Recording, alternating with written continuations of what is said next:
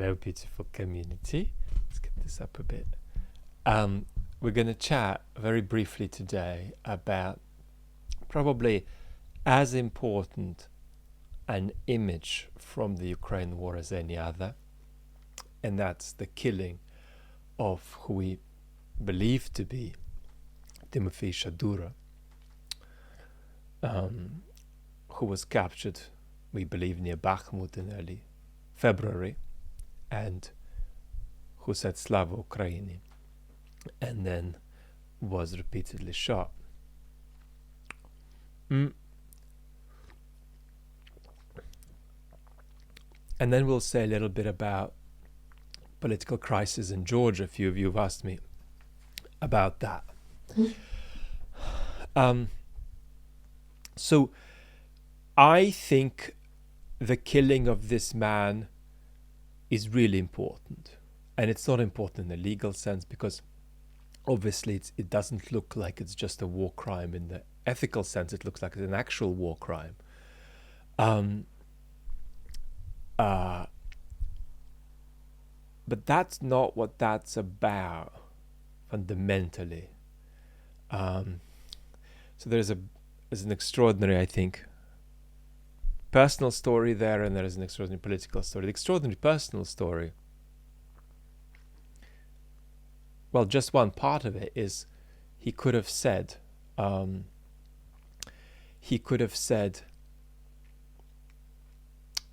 going to stop my fascist fantasies and realized that the Russian army here is doing a lot of good. And he may have lived.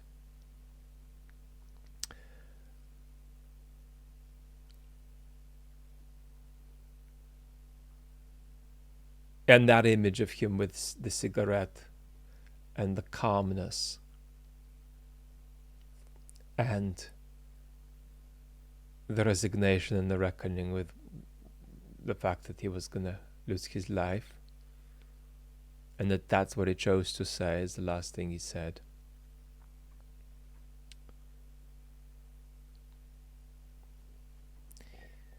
No more powerful image exists for the duration of this war, not even Bucha, that in a cinematic way consolidates Ukraine's anti-colonial movement. Because it's like this man had walked onto a cover of a book or onto a cinema poster. So the cinematic importance of this event gains a political importance too. Georgia. We're back. We lost power. A few questions came in about Georgia. Will Putin invade Georgia? No, that is not on the cards. Russia's ties with Georgia. What's the ruling party in Georgia like? And what about Saakashvili? So I'll try to... Let me just say a little bit in general that might cover all of these questions. Georgia is a culture a country with a culture that's got so much to give. It's got an amazing gastronomic tradition, an amazing vinous tradition. It's the originator of one of the world's great wine-making traditions, skin contact white wines. It's a country that is in a very precarious geopolitical position with an anti-democratic ruling party that is trying to take possession of the country's remaining functioning democratic institutions and muzzle them enough so it can keep power.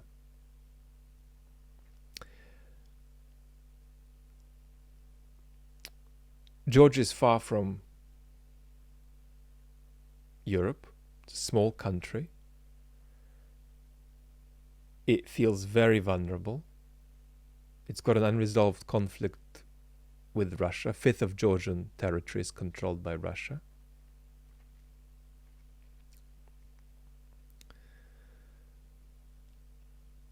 And that sense of precarity is very important to understand.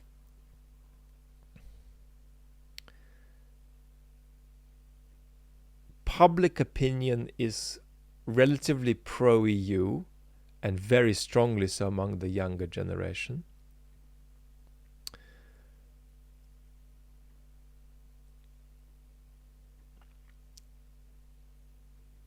The ruling party is an oligarch-backed anti-democratic project.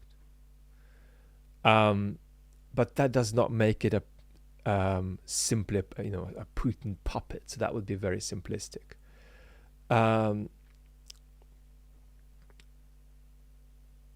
If that kind of project got its way, it may take Georgia toward being a country that has all of its democratic institutions muzzled. So all independent media asphyxiated, NGO work asphyxiated, political checks and balances effectively asphyxiated.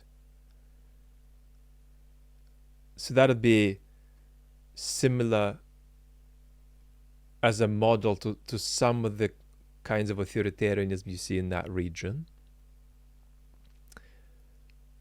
And the politics toward Russia and the West may be something that sort of balances Georgia between Russia's sphere and the West. And to make it worse, this is a project owned by, backed by a man who is the wealthiest man in Georgia, who made his money in Russia, Ivanishvili, and has many Russian links. So it's a degenerating and oligarchically obstructed democracy, basically. But that does not mean that this ruling party that wants to create a one-party state is, serving Putin's interests. To what extent they're under pressure and under Russian influence is an important question to ask, and it's a real concern. But formally, they still want to maintain the path toward the European Union, but laws like the law that's being rolled back on now following these protests and the big backlash are not compatible with that kind of trajectory. This law wasn't a minor thing, it was genuinely sinister. As is the fact that there is a man called Saakashvili, who is a man who's done a lot for his country. He's also a very flawed man, but whatever our analysis of Saakashvili, he's a political prisoner now who is being tortured. And you don't torture your ex-presidents as a political prisoner, withhold necessary medical treatment from them when their life is at risk, and join the European Union. So it's a painful situation because there's so many people in Georgia who don't want to go in the direction that the ruling party is taking the country. But what we can say is that Georgia is a failing democracy. In other words, there is enough political conflict there to make the situation uncertain, to make conflict and protest efficacious. So we need to watch. We need to watch where that goes. So don't jump to any sort of really quick and simple conclusions about this. Either don't go there or try to build out a kind of picture of what's going on over a little bit of time if you're interested. We're going to be back with a main channel video on the weekend. I might even speak to you soon before, because there's the most unbelievable epic fail going on in the Russian opposition at the moment. We might talk about that. But anyway, we're going to be connected soon. Lots of love. Bye-bye.